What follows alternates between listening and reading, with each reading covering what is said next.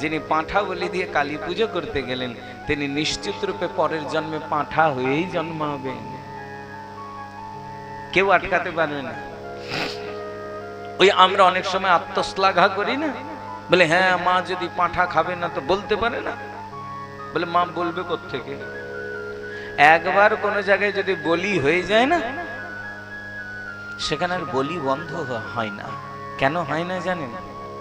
কারণ ওখানে মা কালী মহাকালের সাক্ষী হয়ে দাঁড়িয়ে থাকে, জগৎ জননী তিনি, কিন্তু কিছু করার থাকে না। পাঁঠাও তার সন্তান, আমরাও তার সন্তান।